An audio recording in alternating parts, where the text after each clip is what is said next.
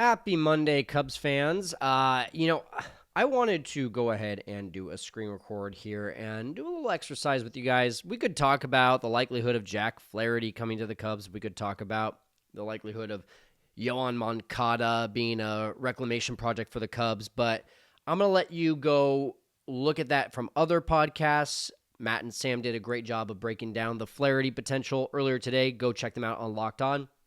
What I want to talk about today is what does the bullpen picture currently look like? And is it doable? Is it honestly something that we feel good about going into the 2025 season? So I have a few, and by the way, not showing my face, I look like freaking Rudolph the Red-Nosed Reindeer right now. I've been blowing my nose so much you can probably hear my voice. I am trying to get over a cold here. So bear with me. But speaking of Matt and Sam, if you do not have your CubsCon tickets, make sure you get them because we are going to be on Friday, January 17th, to start off CubsCon before all the inaugural, introduction ceremony. We're going to meet you at the Shy Bar down in the main lobby as a meet and greet. So would love to see you there from 4 p.m. to 5:30 p.m. Come meet up with me and the Locked On guys, Matt and Sam, and just hang out, have a drink. Let's talk Cubs.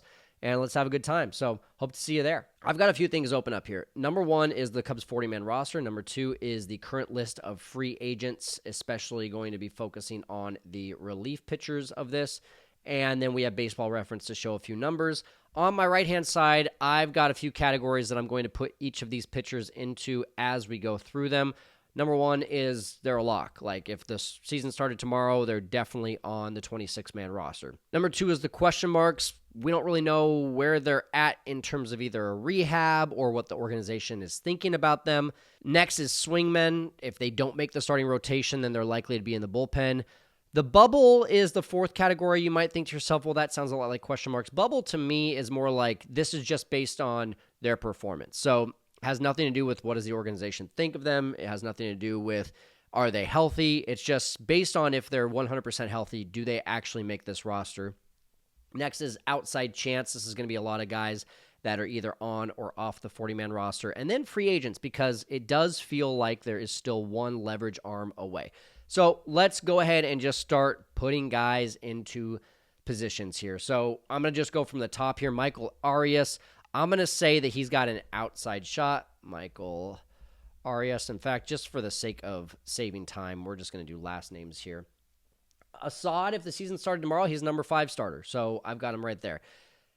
Question mark, Ben Brown.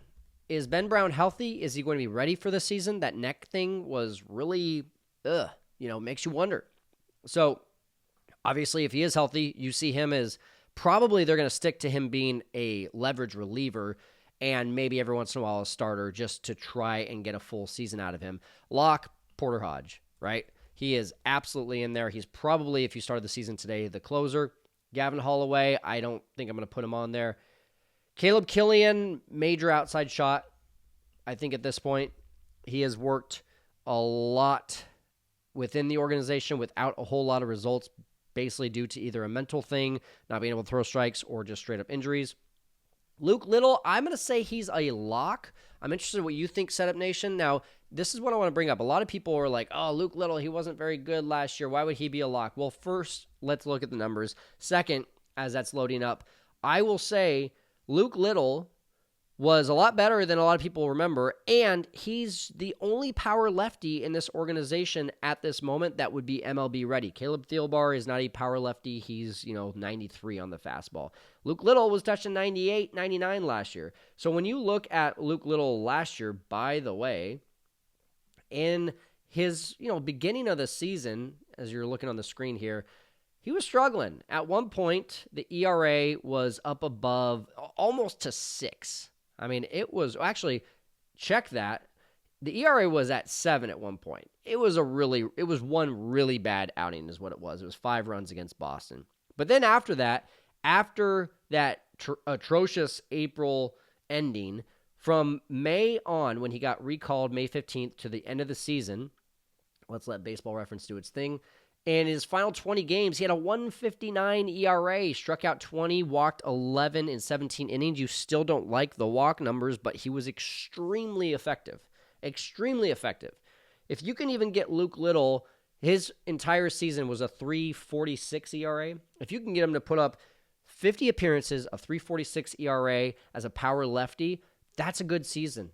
You're already looking better by relying on Luke Little if he is healthy. That's the big if. Next up, Julian Merriweather, definitely a lock. Again, where is he at in terms of health? I believe that everything is good. Everything is on the upswing from what I have heard. I could be wrong. Let me know if you've heard something else in the comments. Tyson Miller, absolutely a lock. And then you've got likely Eli Morgan is a lock.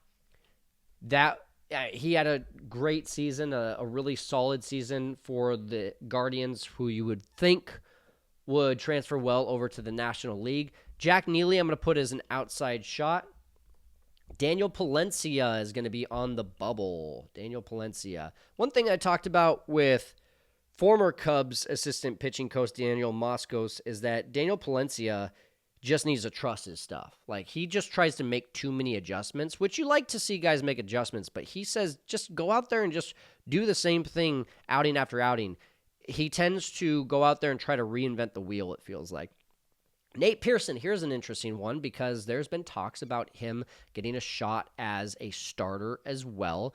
So at this moment, I'm going to put Nate Pearson. Oh, it's tough. Lock or swingman. Either way, he's on the roster. So let's just put him on the roster as a swingman. I don't think that's where he's going to be long term, but if they do try that out in spring training and there is some success and he's throwing, 3, 4, 5 innings of pretty decent ball in spring training, I can see them working him that way. And we'll even say swingman / long reliever. How about that? We're changing that category. I'm throwing you guys off already. Cody Petit, I'm going to say outside chance. He has 2 minor league options left, and for that reason, I don't think, unless there's a injury, if there's an injury, he's probably going to be a starter. That's where I see Cody Petit playing a role at the moment as the roster currently stands.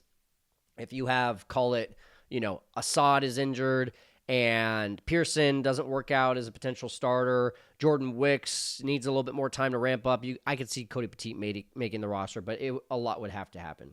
Ethan Roberts, another outside chance.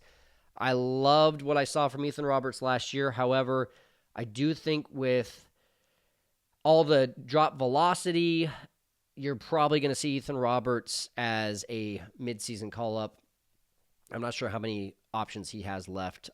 In fact, let's just look that up really quick. I want to make sure I'm right on this. Ethan Roberts, Fangraphs. Ethan Roberts currently has minor league options 2. Okay, yeah. So I think he does start the season in AAA for that reason. Caleb Thielbar, I got to imagine he's a lock. Maybe he's on the bubble just because he had a bad 2024. In fact, I'm going to put, just because I even had to ask that question, I'm going to put him right here for now. Already one lefty in the bullpen. If Luke Little is strong, he's healthy, then Thielbar may be an odd man out. Not quite sure. Another guy on the bubble, Keegan Thompson. How about the fact that Keegan has looked good when he's healthy, just hasn't been very healthy? Swingman, once again, is going to be Jordan Wicks. And then I've got a very big outside chance of Rob Z. I'm not even going to try to pronounce his name. Most innings he's thrown in his career in one season, 20 2/3. So for that reason, along with no minor league options, probably a depth piece, probably going to be DFA'd if I had to look through a crystal ball. So what does this come out to? That means that 1, 2, 3, 4, 5 guys are a lock. 1 is a question mark in Ben Brown. And then you've got 2 swingmen who that means they're on the roster. So 5 plus 2, that puts you at 7 and likely going to start the season with only 8 in the bullpen. So only 1 opening potentially on the bubble. Palencia, Thielbar, Thompson. Outside chance, a lot would have to happen. Arias, Killian, Neely, Poteet, Roberts, and Rob Z. That's 6 guys. So we're basically trying to take 5, 6, 7, 8, 11, 17 guys and shrink them into 8 spots, plus a free agent. Because right now, let's just say, for example, and I'm going to highlight in, let's go with the beautiful color of, how about green? Let's go green. In green, these are the guys. Well, that kind of makes my eyes hurt. Let's actually go with a different color. How about just blue? If these guys were to, so if the season were to start tomorrow, these would be the 7 guys, and then you hope for the best in Ben Brown. Let's just go with an orange for Ben Brown. You hope for the best in Ben Brown. If any of these guys go down, you're probably looking at Palencia, Thielbar, Thompson as your backups. And then the outside chance, again, there would just have to be a lot that has to happen. So if we have 7, let's assume for a second Ben Brown is not ready for opening day. I don't know what the situation is. No one knows. Do you know? Let me know in the comments. Who is available on the free agent market? Let's look at that for a second. Tanner Scott. No. Jed's not going to do it. I'm sorry. If Jed gets Tanner Scott, like, let's just throw the entire book on Jed out the window, because that just goes against everything Jed believes in, which is committing semi-long-term 3 to 4 year contract, high dollar amount on a reliever. Relievers are so volatile. Look at Josh Hader. Signs a crazy deal with the Astros, and then he goes on and has a really subpar season. You know, those are the things that you just have to worry about as a reliever. And so for that reason, I don't think Jed is going to do that. I think he's going to stick to his 1 year, at most 2 year, probably more like 1 year with an option on a lot of these guys. I think Jeff Hoffman is going to be converted into a starter based on what we're hearing. I don't think he's an option. David Robertson, maybe. He's had really good seasons. The only problem is he's 40 years old. So let's look at David Robertson. David Robertson coming off a really solid season, 1.7 WAR, 3 ERA. The year before in 2023, another solid season, 3.03 ERA. He was terrible with Miami, but he was phenomenal with the Mets. So you've got that going for you. And then, you know, in previous seasons with the Cubs and the Phillies, he was really good. Thank you to the Phillies for sending over Ben Brown for him. These are the guys that, you know, if they re-sign David Robertson, I'm not unhappy. He is going to be, let's see, age. Yeah, he's going to be 41. Oh, no, he'll be 40 by the time the season starts. This was age by the time the season starts. Kenley Jansen, I would like it. Here's why. 37 years old. He had a really effective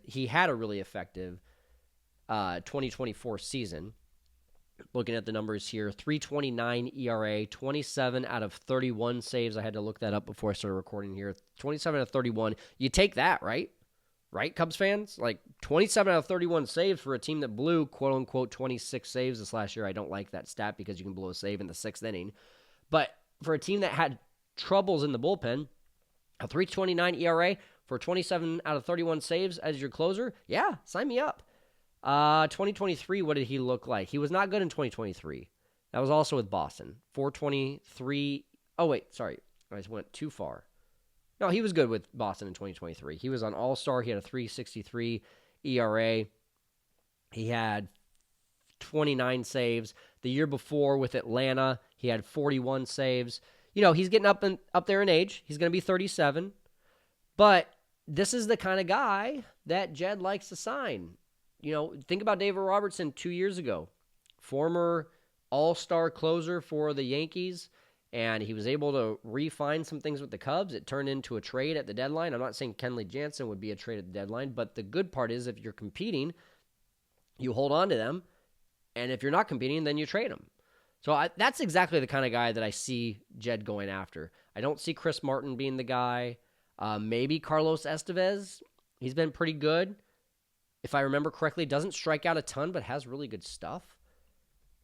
And I'm not saying here that it has to be a closer. It doesn't have to be a closer. We just need a leverage guy. Last year, Carlos Estevez, 2.1 WAR as a bullpen guy, really good. 26 saves for the Angels, 2.45 ERA. That was, by the way, split time with the Angels and the Phillies. Mainly a closer with the Angels, had a few saves for the Phillies as well. Yeah, I like it.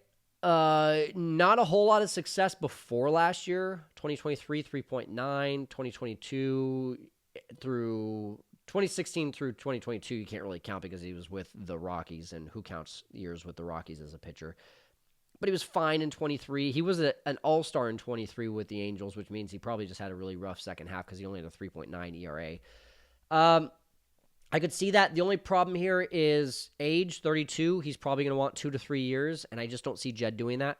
So right now, I think Jensen, and then I also think a guy like Kirby Yates, 38 going on 39, and then Jose Leclerc is an interesting one because he's 31, but he didn't have a good season, and he's probably going to come cheap, but his ceiling is so high, and I don't imagine he wants to sign a 2+ year contract after coming off of a rough 2024. It was his really first rough season, full season, since 2019. In 2019, he threw 68 2/3 innings and had a 4.33 ERA. That comes 1 year after having a phenomenal season, 1.56 ERA, by far his best year in the major leagues with Texas.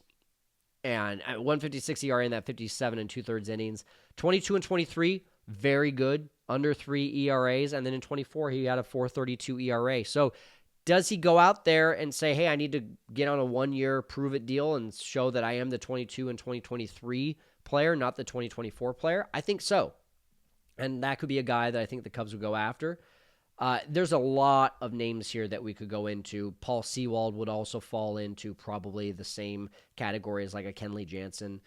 Anyone else that I want to touch on here? Andrew Chafin probably does that. Hey, do we want Hector Neris back? Just kidding. All of this, by the way, Caleb Ferguson. I want to give a shout out to Arthur Carone. He's now part of the Setup Man team. We'll be giving you guys more information on that here in the next few days. Caleb Ferguson, really solid. I'm giving Arthur a shout out because he gave a few names, and I liked what I saw from Caleb Ferguson. If you look at Caleb Ferguson, let's take a look here. Caleb Ferguson, lefty, could definitely use another lefty. Not a great 2024. Really not a great 2024. But 2023, really solid. 3.43 ERA, 60 1/3 innings. That came out of 68 games. And he's got a decent strikeout number. You look out here, 11.1 strikeouts per 9 innings. Only 1 home run per 9 innings. That's pretty good, too. Keeps the ball in the ballpark. The year before that, in 2022, a 1.82 ERA. Now, he only threw 34 2/3 innings. But the year before that, also with the Dodgers in 2020, of course, a shortened year, another solid season, 2.89 ERA. So he's had more good seasons than he's had bad, and so you would think the outlier would be 2024, which really, he was bad with the Yankees, but he was still serviceable with the Astros. 5.13 with the Yankees, 3.86 ERA with the Astros, and you're looking at more time with the Yankees for sure, 33 innings versus 21 innings with the Astros. I like this one. He comes cheap. He's just out of arbitration.